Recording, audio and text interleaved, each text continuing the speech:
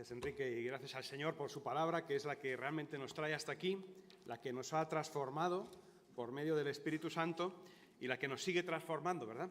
Cantábamos un himno muy especial en el que le pedimos al Señor que renueve nuestra posición, que nos perdone, que nos haga cada vez más conscientes de la salvación que tenemos en Cristo, ¿verdad? Porque todo aquello que nos separaba de Dios, que es nuestro pecado, ni más ni menos, nuestra rebelión, nuestra rebeldía, fue clavado en la cruz para nuestro gozo y nuestra vida eterna. Y de eso vamos a hablar un poco en esta mañana, con la ayuda del Señor, en un pasaje que está entre dos capítulos del libro de Daniel, el penúltimo y el último.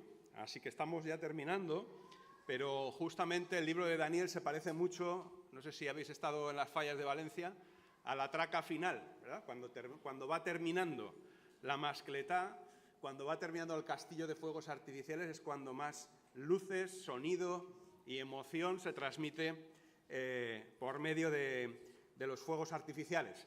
Y está pasando algo así en el libro de Daniel. Está llegando al final y lejos de decaer la atención, lejos de parecer que las cosas se relajan, pues resulta que es al contrario, que la revelación del Señor a Daniel, a su siervo, continúa con mucha energía, con mucha fuerza. Vivimos en un siglo todavía en su primer cuarto. En el siglo XXI, que levanten la mano los que han nacido en este siglo. Yo no.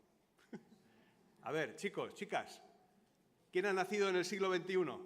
Levantad la mano. ¿Hay muchos? Muchos, venga. Que no seamos todos del siglo pasado, ¿verdad? Muy bien. Todos los menores de 25 habéis nacido en el siglo XXI, por si no lo sabíais. Bueno, pues este siglo que está en su primer cuarto, está acabando su primer cuarto, está trayendo muchísima incertidumbre. No sé cómo fue el primer cuarto del siglo pasado. Parece que fue peor, porque ya en los primeros 20 años ya hubo una guerra mundial. Nosotros hoy nos quejamos, ¿verdad? Pero el siglo XX fue tremendo. El siglo XX trajo dos guerras mundiales. Trajo la incertidumbre después de las dos guerras de los bloques, el bloque comunista, digamos, el bloque soviético y el bloque capitalista o el bloque que tenía que ver con la civilización, con la cultura occidental, más occidental. Y trajo muchísima incertidumbre, muchísimos muertos, muchísimas guerras, muchísimas desgracias. Dicen por ahí los historiadores, yo no los he contado, pero dicen los historiadores que murió más gente por guerras en el siglo XIX que en cualquier otro, el siglo XX, perdón, que en cualquier otro siglo de la historia conocida. Así que en esta incertidumbre en la que vivimos ahora, deberíamos de coger un poquito de perspectiva histórica y ver que sí, hay incertidumbre, pero la ha habido mucho peor en el pasado, o mucho mayor, si queréis, si no queréis ponerle más negatividad a la palabra incertidumbre. Ha habido más incertidumbre en otros momentos de la historia que en el que estamos. Lo que pasa es que en este momento hay un estado de cambio. Los historiadores y los filósofos dicen que estamos cambiando, estamos en una etapa de crisis de valores, de crisis de creencias, de crisis de todo tipo que va a romper absolutamente con todo lo que ha sido el pasado que tenemos. Se habla de el estado líquido para hablar de la verdad líquida. ¿Qué es la verdad líquida? Es aquella que conseguimos de alguna forma, con la que conseguimos de alguna forma amoldar todo aquello que parecía seguro a nuestros intereses. Antes hablaba Julio de cómo nos gusta retorcer un poquito la verdad para apropiarnos de nuestro interés y para autojustificarnos. Estamos en una época, en una etapa nueva de la historia, en la que los seres humanos hemos pasado, parece que hemos pasado página con arreglo a la verdad, incluso con arreglo a la verdad científica. Ya se cuestiona, y todos lo sabemos, se cuestiona mucho de lo que la ciencia va descubriendo y va enseñando. ¿Por qué? Pues porque estamos pasando a una edad en la que lo que sirve, lo que vale, no es la verdad absoluta, no es la verdad física en la que todo el mundo está de acuerdo, sino que lo que vale es mi verdad. Es la verdad que a mí me conviene, es mi relato, es cómo a mí me gusta, cómo yo me siento mejor. Estamos en el mundo, estamos en el momento de las emociones. Las cosas no son verdad ni mentira, sino del color del cristal con que se miran, ¿verdad? Poco a poco eso va calando en nosotros y poco a poco eso va haciendo que muchas de las cuestiones que hasta hace poco estaban clarísimas, muchos de los valores que hasta ahora estaban siendo absolutamente pilares, fundamentos de nuestra cultura, de nuestra civilización, se estén diluyendo como azucarillos. Y decir, bueno, ¿y qué tiene que ver esto con Daniel, no? Pues fijaos, Daniel no fue ajeno a un periodo, a un momento de la historia como el que estamos viviendo ahora. Daniel, cuando era un jovencito, de menos de 14, tenía muy claro lo que era su pueblo, tenía muy claro lo que era su Dios, tenía muy claras muchas cosas. Parecía que todo estaba clarísimo. Después de muchas vicisitudes, su pueblo estaba aparentemente bajo un periodo de paz. Pero llegó un imperio, ¿verdad? Un imperio enorme, Babilonia, que arrasó con todos esos principios, con toda esa verdad en la que él creía cuando era muy jovencito, cuando tenía 12, 13, 14 años. Y no solamente se desmoronó todo aquello en lo que creía, toda la historia, todo el culto al Dios en el que él había creído, sino que el otro pueblo que vino lo llevó cautivo y le obligó a meterse en su cultura. Le obligó a hacerse parte de una cultura completamente extraña, de un pueblo absolutamente distinto, de unos dioses que no tenían nada que ver con el Dios que él había conocido. Ese fue Daniel a sus 15 años, vamos a poner una fecha, vamos a poner una edad. Y desde los 15 años hasta el final de sus días, Daniel no vio una evolución, un cambio de restablecer, un cambio que restableciera todo aquello que él había, en lo que él había sido criado, y todo aquello que para él era sólido, todo aquello que él creía. Estuvo toda su vida tratando de mantener y manteniendo la fe, la esperanza y la verdad en la que él había creído y sus padres le habían criado.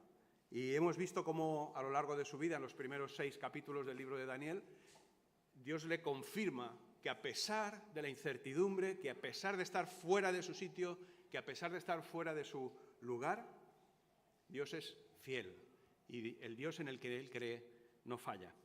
Y no vamos a hacer un repaso del libro de Daniel, de eso ya se encargarán los que tengan que terminar el libro, pero quiero poner un poquito en contexto el texto de hoy, que va desde el versículo 36 del capítulo 11 hasta el 4 del capítulo 12.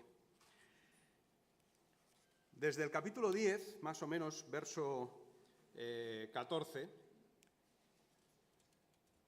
Daniel ha recibido, entre otras muchas que ya lleva recibidas, una nueva revelación, un nuevo sueño. Ha tenido un nuevo sueño de aquellos que él era tan bueno interpretándolos para otros y ahora necesita de la ayuda para interpretarlos para sí mismo.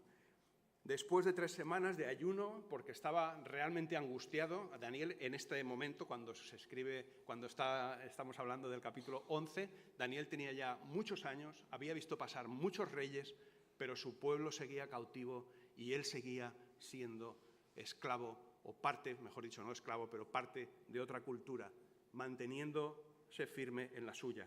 Y justamente la revelación del Señor le llega como sustento, como todo aquello que realmente él necesita para saber, para estar convencido de que está en la verdad, de que no hay una verdad líquida ni gaseosa, sino que está en la auténtica.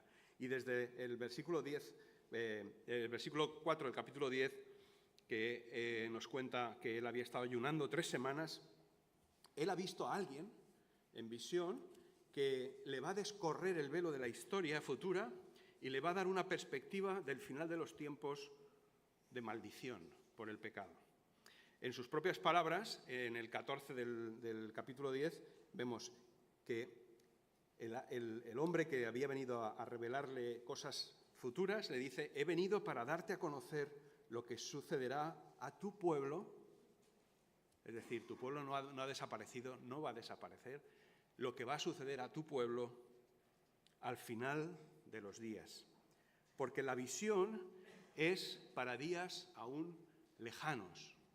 Es así como el Señor nos quiere fieles y nos quiere con una visión de lo que va a ser nuestro futuro. Así que durante la conversación que tiene con Daniel, este hombre le habla de Miguel, el arcángel, uno de los primeros príncipes, ¿verdad? El primer, dice aquí que era como el principal de los príncipes, un ángel de primer rango, ¿no? Y le dice sobre le dice que es el que está al frente de la justicia y de la verdad. Le habla de Miguel el arcángel, que luego vamos a ver en el texto, ¿no? Y también le habla de que este Miguel es el partidario, el aliado de Dios para la justicia y para la verdad. Eso significa Miguel. Miguel, todos los Migueles que estéis por aquí, significa no hay otro Dios. ¿Quién como Dios? Es el gran defensor de la verdad y de la justicia de Dios. Este Miguel aparecerá en el texto de hoy. Los judíos pensaban que era el protector del pueblo de Israel, pero Miguel era y es el defensor de la verdad y de la justicia, es el que pelea por la verdad y la justicia. Bueno, vamos al texto. Verso 36 del capítulo 11.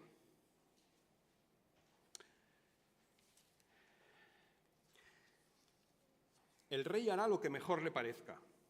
Se exaltará a sí mismo. Se creerá superior a todos los dioses y dirá cosas del Dios de dioses que nadie antes se atrevió a decir. Su éxito durará mientras la ira de Dios no llegue a su colmo. Aunque lo que ha de suceder, sucederá.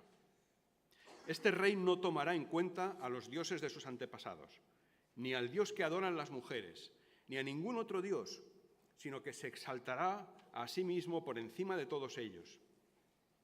En su lugar, adorará al Dios de las fortalezas, honrará a un Dios que sus antepasados no conocieron y le presentará costosas ofrendas de oro, plata y piedras preciosas. Con la ayuda de un Dios extraño, atacará las fortalezas más poderosas y rendirá grandes honores a aquellos que lo reconozcan, pues en recompensa los pondrá como gobernadores de grandes multitudes y les dará tierras. Cuando llegue la hora final, el rey del sur trabará combate contra el rey del norte, pero éste responderá a su ataque con carros y caballos y con toda una flota de barcos de guerra. Invadirá muchos países y los arrasará como una inundación. También invadirá nuestro hermoso país y muchos países caerán bajo su poder, aunque Edom, Moab y los jefes de Amón escaparán de sus manos. Extenderá su poder sobre muchos países y ni Egipto podrá salvarse. Se adueñará de los tesoros de oro y plata de Egipto y de todas sus riquezas, y también someterá a los libios y a los etíopes. Sin embargo, le llegarán noticias alarmantes del este y del norte, y en su furor se pondrá en marcha dispuesto a destruir y matar a mucha gente. Plantará su campamento real entre el mar y el bello Monte Santo, pero allí le llegará su fin, y nadie acudirá en su ayuda. Entonces se levantará Miguel, el gran príncipe protector de tu pueblo. Habrá un periodo de angustia, como no lo ha habido jamás desde que las naciones existen, pero tu pueblo será liberado. Todos los que están escritos en el libro, y del polvo de la tierra se levantarán las multitudes de los que duermen algunos de ellos para vivir por siempre, pero otros para quedar para vergüenza y en la confusión perpetuas. Los sabios resplandecerán con el brillo de la bóveda celeste. Los que instruyen a multitudes en el camino de la justicia brillarán como las estrellas por toda la eternidad. Tú, Daniel, guarda estas cosas en secreto y sella el libro hasta la hora final, pues muchos andarán de un lado a otro en busca de cualquier conocimiento.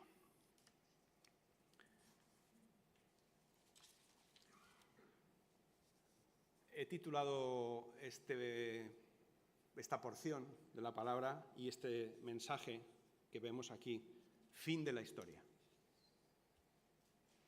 Y una pregunta, ¿estás en el libro?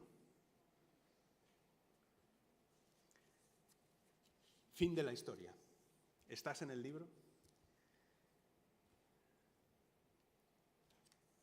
En anteriores mensajes que tenían que ver con el resto del pasaje del capítulo 11, se ha hablado mucho de Antíoco IV, ¿no? Antíoco Epífanes, que parecía que era realmente, la profecía estaba tan encarrilada y tan detallada hacia cómo él vivió y lo que le pasó, que no hay duda entre los historiadores y los intérpretes de la Biblia de que ese pasaje, el capítulo 11 hasta el verso 35, justo antes de lo que hemos leído hoy, está describiendo a un rey que existió mucho después y lo está haciendo con un detalle impresionante. Pero ahora, en este pasaje nuevo, en esta última parte del 11 y principio del 12, entramos en una especie de fundido a futuro. Parece como si el perfil de Antíoco IV estuviera difuminándose. Acordaos en las películas cuando algo está pasando muy real y de repente el director quiere que nos vayamos al futuro y nos vayamos a otro capítulo de la historia que nos está queriendo contar. Pues algo así parece estar haciendo la narración de este capítulo 11, cuando empieza a describir a ese rey que ya deja de parecerse a Antíoco IV. Y por eso empieza nuestro texto con esa expresión, el rey hará lo que mejor le parezca. ¿A quién se refiere? ¿A Antíoco IV que estaba hablando hasta ahora o se refiere a otro? Pues a medida que vamos profundizando y a medida que se va describiendo este rey, resulta que se parece mucho menos a lo que históricamente se sabe de Antíoco IV. Y se pasa a un rey, se pasa a la descripción de alguien que todavía no hemos podido identificar con ningún personaje histórico. Y por lo que viene en el pasaje, está proyectándonos hacia alguien que va a existir en el futuro y que ni siquiera todavía en la historia lo hemos podido identificar 2400 años después de que se escribieran estas palabras. Así que nos vamos hacia alguien cuya identidad es un misterio, pero cuyo perfil está muy bien dibujado, muy claro aquí.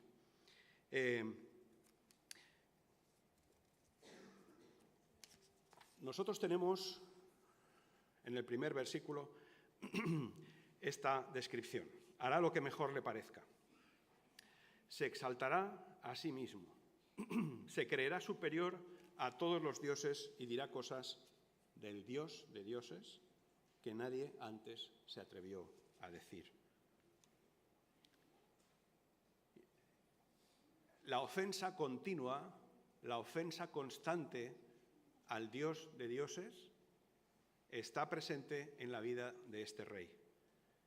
Se sabe que Antíoco, aunque se opuso mucho al Dios de los judíos, era un hombre que realmente tenía cierta devoción por otros dioses. Por lo tanto, esto de que no reconoce a ningún dios es un poco distinto de lo que realmente fue la vida de Antíoco.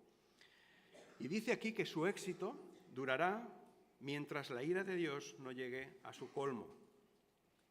Es decir, hay algo que va a suceder, que va a impedir que este personaje llegue a tener éxito total, aunque bien lo puede parecer por la forma en que él es descrito aquí.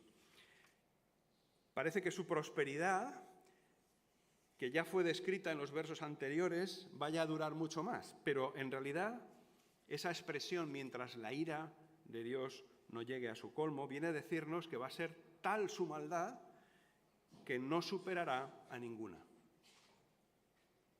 Y sabemos por la historia que ha habido ya otros que han superado la maldad de Antíoco IV y la historia no ha terminado. Solo hace 80 años que se acabó con el nazismo. Y hay otros tiranos ahora surgiendo, y ha habido otros en África, en Asia, que han causado absolutas desgracias a la población que decían cuidar y que decían reinar. Dice el verso 37, además, que este rey no tomará en cuenta a los dioses de sus antepasados. Muchos han pensado que esta es una indicación de que el anticristo, que es un poco la figura que parece que se está dibujando aquí, es judío, será judío cuando aparezca. Sin embargo, el texto no habla de alguien que menosprecia al Dios de los judíos, sino que menosprecia su cultura, que menosprecia, que rompe con todo el pasado que le ha traído hasta donde está. Parece que es alguien, podría ser obviamente de origen judío, pero no con este texto se puede decidir, se puede determinar claramente que el anticristo vaya a ser judío. Lo que sí se puede determinar claro es que es alguien que va a romper con todo lo que le han enseñado, que va a terminar con su cultura, la va a poner en cuestión y va a decidir no seguirla, va a romper absolutamente con todo, sea o no judío. Dice, no tomará en cuenta a los dioses de sus antepasados, dice, ni al Dios que adoran las mujeres, ni a ningún otro Dios, sino que se exaltará a sí mismo por encima de todos ellos. Otra prueba más de que este no era Antíoco IV, que sí que tenía devoción por otros dioses. Y otra prueba más de que este hombre no se casa, vamos a decir como si dijéramos hoy, no se casa con nadie. Ni siquiera al Dios que adoran las mujeres. ¿Cómo se interpreta este texto? No es fácil. Vamos a ofrecer tres posibilidades de interpretar este texto. La primera es que es alguien a quien el amor de una mujer no le va a cambiar absolutamente en sus planes. No va a haber mujer que lo desvíe, que lo haga sensible, que lo haga tierno, vamos a decirlo así.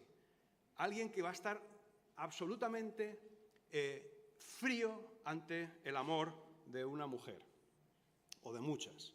Sabemos que Salomón justamente fue lo contrario, ¿verdad?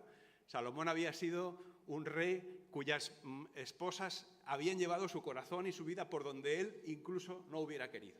Bueno, pues este está justamente totalmente insensible al amor de las mujeres. Esa es una interpretación sobre el Dios que adora a las mujeres. Otra, porque la traducción tampoco estaba muy clara si es un Dios o si es otra cosa, ¿no? Otra es la maternidad. No se dejará influir por la necesidad de que la humanidad se multiplique. Será alguien que corte de raíz las posibilidades de que la humanidad crezca y que la humanidad prospere. Como si estuviera en contra de la procreación, como si fuera alguien que fuera a reducir la procreación a su voluntad. Y otra posibilidad de interpretar este Dios de las mujeres que dice aquí es que será alguien que no se deje llevar por la necesidad de nadie vulnerable. En aquella época se asociaba al amor de las mujeres con el amor por los pobres, por los desvalidos, por aquellos que necesitan atención. Pues cualquiera de estas tres interpretaciones nos sirve, y nos sirven las tres, para decir que este personaje es alguien totalmente insensible, cuyo corazón no es que sea frío, no es que sea de hierro, es que seguramente no está en su pecho. Dice, verso 38, en su lugar adorará al Dios de las fortalezas, honrará a un Dios que sus antepasados no conocieron y le presentará costosas ofrendas de oro, plata y piedras preciosas. El Dios de las fortalezas puede indicar que este personaje, su perfil será absolutamente belicista. Alguien que solo creerá en el poder de la fuerza. Alguien cuya confianza solo estará en las armas y en la guerra.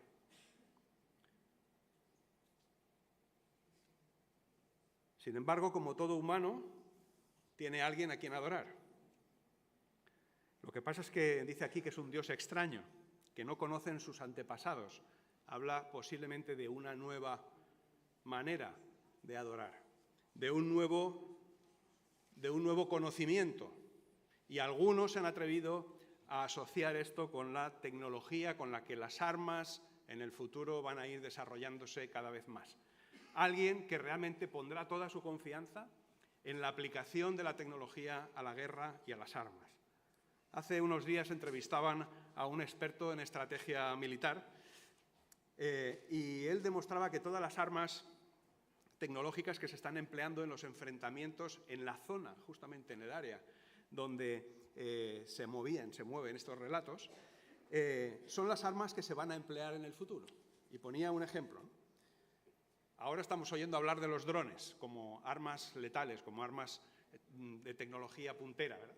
Él decía que en 2004, que es cuando empezaron a utilizarse estos drones, los primeros lugares donde se utilizaron fueron justamente en ese área geográfica. Que la alta tecnología de la guerra empezó a utilizarse justamente en esa zona del planeta. Y no nos extraña, en las guerras de Estados Unidos con Afganistán, con Yemen, con Pakistán, es donde realmente los primeros drones empezaron a ser efectivos y probados. Así que no nos debe extrañar que todo esto de lo que se está hablando, visto con 25 siglos después, todavía no sea fresco, todavía no sea familiar. Dice que con la ayuda, verso 39, de un Dios extraño, atacará las fortalezas más poderosas y rendirá grandes honores a aquellos que lo reconozcan, pues en recompensa los pondrá como gobernadores de grandes multitudes y les dará tierras. Es alguien, este ser humano, por cierto, que se apoyará en la aplicación militar de las nuevas tecnologías para atacar a los enemigos que se sientan más seguros con sus instalaciones militares.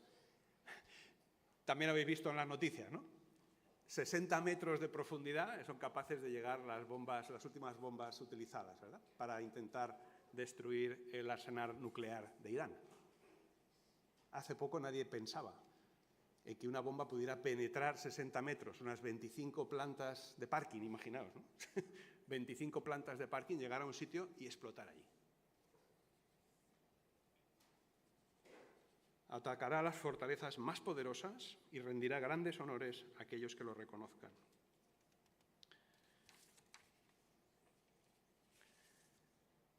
La realidad es que no sabemos cuándo llegará este ser, este hombre poderoso y voluntarioso que dirá que hace lo que le apetece. No sabemos cuándo llegará este personaje, ni Daniel tampoco lo sabía, pero por alguna razón el Señor quiere darle a Daniel una perspectiva de la historia que va mucho más allá de lo que él podía imaginar. Ya lo hizo con los reyes persas, griegos, romanos, que le había dado en el pasaje, en el mismo capítulo 11. Pero es que ahora hace un salto cualitativo muy importante, y es que llegamos a alguien que no se ha identificado todavía. No hemos conseguido identificar quién es este del que habla en el final del capítulo 11 de Daniel. Mientras llega ese momento, mientras llega el momento de que aparezca esta figura, tenemos que tener cuidado, porque lo que representan los hombres que se podrían asimilar en la historia a este perfil no está nada separado del comportamiento que tenemos aquí. Y no es nada extraño para muchos de nosotros que personajes muy admirados en la historia reciente, también del siglo XX y del siglo XXI, personajes muy admirados en nuestra historia contemporánea, que tienen gran cantidad de seguidores, pues están recibiendo apoyo de muchas personas. Es algo que a mí por lo menos me causaba cierta inquietud, ¿no? El descubrir cómo realmente el perfil de lo que estamos viendo en el final del capítulo 11 de Daniel está tan cercano en un sentido a lo que tenemos hoy en todos los medios de comunicación. Y es algo por lo cual debemos de estar todos los creyentes y los no creyentes realmente en guardia, atentos, porque muchos de estos líderes tan salvajemente declarados como los que hacen su propia voluntad y que se creen que van a durar toda la vida, llegan al poder en las democracias modernas con el apoyo popular. Llegan al poder con los votos de miles y miles, con los votos de millones de personas que se creen sus mentiras, que se creen sus promesas. Tenemos que conocer cada vez mejor,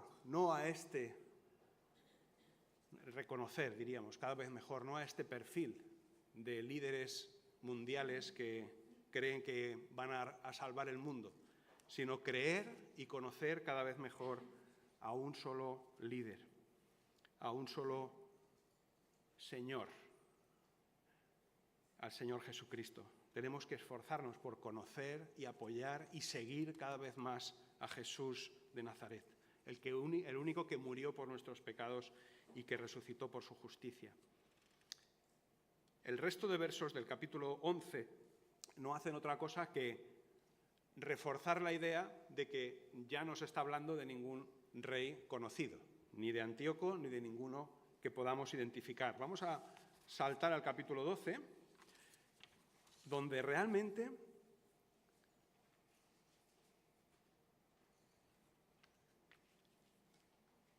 la revelación del ángel quiere llevar a Daniel a un punto distinto de la historia. Existe y va a existir este hombre que se cree Dios, que está por encima de todo. Existe y va a existir esta figura de anticristo, si queremos llamarlo. Pero solamente va a existir si nosotros dejamos que ocurra algo. Y es importante que lo tengamos presente. Fijaos, el anticristo, el rey que está descrito en este último pasaje del capítulo 11, es blasfemo. Nuestro Señor Jesucristo bendice al Padre en toda ocasión. El anticristo es soberbio. Su criterio es el único verdadero. Jesús fue humilde. Se sometió al Padre en toda su voluntad. Para este personaje que está descrito aquí, la cultura o la historia han fallado. Niega la verdad y niega todo lo que ha heredado. Cristo viene a cumplir las Escrituras. Vino a cumplir todo lo que se había dicho de él. Cristo vino a afirmar todo lo que hasta ahora se había revelado de la historia. Este anticristo creerá que va a pasar a la historia como el más importante. Es alguien engreído, es alguien cuyo orgullo no tiene fin. Cristo ha pasado a la historia por ser el mayor mártir inocente. ¿Os dais cuenta cómo contrasta uno y otro? Este hombre engreído es insensible, sin corazón. No es alguien que sea duro de corazón, ya lo hemos dicho antes. Es que tiene un hueco en el corazón. No tiene corazón.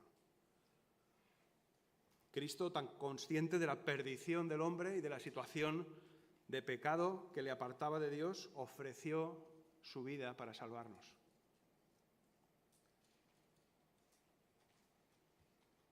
Este hombre del que habla el verso 39, sobre todo, es alguien violento, alguien apoyado en la imposición, en la fuerza de las armas, en la fuerza del poder militar. Cristo es el pacificador. Cristo Jesús vino a hacer la paz entre Dios y los hombres. Cristo nos reconcilió con Dios. ¿Era eso posible? Solamente por medio de su muerte. Él puso su vida por nosotros. Y la historia parece estar llegando a su fin, ¿verdad? Entre batallas e intereses puramente humanos. Y parece que los humanos solo vivimos para el tiempo en el que estamos. Pero dice aquí, en el capítulo 12, que hay algo más.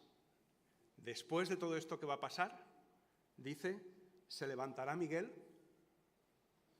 el gran príncipe protector de tu pueblo, le dice a Daniel, habrá un periodo de angustia como nunca lo ha habido desde que las naciones existen. Pero, y aquí está la esperanza, tu pueblo será liberado. Todos los que están escritos en el libro. Acordaos que empezábamos diciendo, esto es el fin, y la pregunta, ¿estás en el libro? ¿Estás inscrito? Aquí se habla de quiénes van a ser los liberados. No está claro cuánto tiempo va a pasar entre este rey voluntarioso que gobierna con injusticia, que está apoyado en todas estas barbaridades, pero dice el texto que una vez el rey del norte haya sido derrotado sin que nadie vaya en su ayuda, como hemos leído en el 45, se desencadenará la intervención de Miguel para proteger y poner a salvo al pueblo de Dios. Para unos, tu pueblo, como dice aquí, puede ser interpretado como el pueblo de Israel, pero ya sabemos que a partir de Cristo Jesús, el pueblo de Daniel, igual que el pueblo de Abraham, Isaac, Jacob, es la iglesia que incluye al pueblo de Israel, por supuesto, que se ha convertido y que se ha rendido al señorío de Cristo, pero este tu pueblo alcanza a toda la iglesia de Jesucristo. Así que en ese momento el pueblo de Dios será liberado. Será liberado. Era inminente la liberación de Israel en el momento en el que estaba Daniel recibiendo esta profecía. Iban a pasar ya los 70 años que iban a suceder a la liberación del pueblo de Israel. Pero de lo que está hablando aquí el ángel no tiene nada que ver con eso. Lo que está hablando aquí el ángel es que después de toda aquella presentación de los poderes del mal encarnado en una persona, va a llegar la gran liberación. Y en eso estamos. Estamos en el periodo de esperar la gran liberación y, mientras tanto, proclamar la esperanza en Jesucristo. También nos habla de esto este capítulo 12 al principio. Dice, y del polvo de la tierra, verso 2, se levantarán las multitudes de los que duermen, algunos de ellos para vivir por siempre, pero otros para quedar en la vergüenza y en la confusión perpetuas. Los que no estén inscritos en el libro, van a tener un final muy poco deseable para nadie. La pregunta es cómo vivimos. Si vivimos pensando en esa resurrección, si vivimos pensando en esa esperanza, con alegría, con gozo, o estamos con temor esperando que llegue. A algunos le llaman el miedo a la muerte. O sea, no hace falta esperar a que haya la gran resurrección. Cuando uno muere, pierde toda oportunidad de remediar el pecado que hay en su vida. Se diluye en el tiempo. Cuando uno muere, sale del tiempo que conocemos. Y por lo tanto, llega su momento de juicio. Mientras estamos vivos, hay dos formas de vivir. Una, esperando al Salvador que vuelva y esperando a la resurrección y esperando buscarme en el libro, porque además aquí la expresión que se utiliza no es como que estás en el libro, sino que vas a ser hallado en el libro, que vas a ser encontrado en el libro, o puedes vivir como temiendo al momento en que tu vida termine, porque el día que tu vida termine todo se habrá acabado y todo el gozo, toda la alegría, todo lo que hayas podido disfrutar se habrá terminado. Son dos maneras de vivir. Una teniendo presente la cruz de Cristo y la vida eterna que Él nos da, y la otra teniendo presente que la muerte llega y que ¿qué va a pasar de mí? ¿Qué va a ser de mí? ¿Qué va a ser de los míos? ¿Qué va a ser de todo? Voy a vivir la vida lo que pueda, voy a sacar todo lo que pueda de la vida, ¿no? Es lo que dicen algunos. Si tu vida solo está enfocada al día de tu muerte, primero vas a intentar ignorarla completamente, vas a intentar que ni siquiera pensar en ello, y segundo, cuando llegue vas a estar aterrorizado o aterrorizada. Si tu vida gira en torno a la vida eterna que te espera en Cristo Jesús, pues vivirás de acuerdo con esas verdades a las que Cristo vino a cumplir, y vivirás también de acuerdo a una relación personal con el resucitado, porque Jesús resucitó. Fue el primero, dice la Biblia, nos enseña que Él fue las primicias de la resurrección. que Él fue el primero que llegó a la resurrección. Y como tal podemos estar en relación con Él hoy en día. Así que, importante esta primera parte del 12, sobre todo en lo que se refiere a estar escritos en el libro. Los que resuciten y estén escritos en el libro. ¿Estás buscando estar escrito en el libro? Búscalo, búscalo. Dice en Filipenses 2 que aquellos que anunciamos, que estamos anunciando esta esperanza, que aquellos que estamos anunciando esta sabiduría de lo alto, esta esperanza que hay en Cristo Jesús, brillaremos como estrellas. Verso 3 del capítulo 12. Los sabios resplandecerán con el brillo de la bóveda celeste. Los que instruyen a las multitudes en el camino de la justicia brillarán como estrellas por toda la eternidad. ¿Quieres ser un misionero? Pues un misionero es alguien que está instruyendo en el camino de justicia. Pero un misionero no es alguien que se marcha a tierras lejanas solamente. Un misionero es alguien que constantemente en su vida, con sus amigos, con sus compañeros de trabajo, con su familia, está dando testimonio de la esperanza que hay en él. Y por eso dice Filipenses 2, 12, así que mis queridos hermanos, como habéis obedecido siempre, no solo en mi presencia, sino mucho más ahora en mi ausencia, es el apóstol Pablo el que les escribe, llevad a cabo vuestra salvación con temor y temblor, pues Dios es quien produce en vosotros tanto el querer como el hacer, para que se cumpla su buena voluntad. Y el verso 14 dice, hacedlo todo sin quejas ni contiendas, para que seáis intachables y puros, hijos de Dios, sin culpa en medio de una generación torcida y depravada. Y dice, en ella brilláis como estrellas en el firmamento, manteniendo en alto la palabra de la vida. Y le dice en este mensaje final, tú, Daniel, guarda estas cosas en secreto y sella el libro hasta la hora final, pues muchos andarán de un lado para otro en busca de cualquier conocimiento. ¿Qué debía hacer Daniel con todo esto que le habían dado? ¿Meterlo debajo de un armario y no decir nada?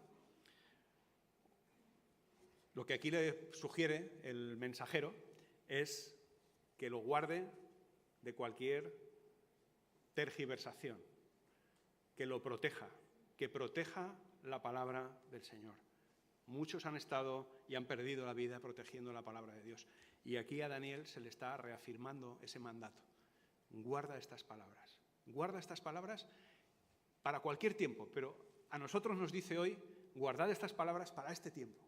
Cuando hay muchas personas a nuestro alrededor que están muy confundidos, muy confusos, vamos a decirlo mejor así, buscando una verdad auténtica, buscando una verdad real, que no cambie, que no sea a conveniencia de alguien. Y esa verdad es la cruz de Cristo, en la que se hizo real nuestra salvación.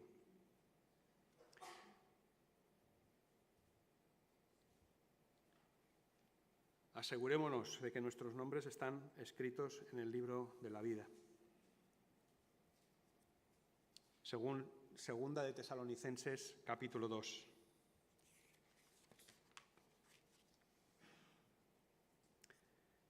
Verso 13. Nosotros, en cambio, siempre debemos dar gracias a Dios por vosotros, hermanos amados por el Señor, porque desde el principio Dios os escogió para ser salvos mediante la obra santificadora del Espíritu y la fe que tenéis en la verdad. Para esto Dios os llamó por nuestro Evangelio a fin que tengáis parte en la gloria de nuestro Señor Jesucristo. Así que, hermanos, seguid firmes y manteneos fieles a las enseñanzas que por palabra o por carta os hemos transmitido. Justamente antes de decir estas palabras, antes de escribir estas palabras, dice que habla de toda la confusión que va a haber antes del final. Leedla en vuestra intimidad, en vuestra casa. Pero es importante que la única forma de estar escritos en el libro, la única forma de tener la seguridad de que la vida es para vivirla y para vivirla para siempre, es a través del Evangelio de Jesucristo. Para esto Dios os llamó por nuestro Evangelio a fin de que tengáis parte en la gloria de nuestro Señor Jesucristo. Pues que Él nos bendiga y que sobre todo nos lo recuerde constantemente, que podamos ser fieles por medio de su palabra y de estos textos.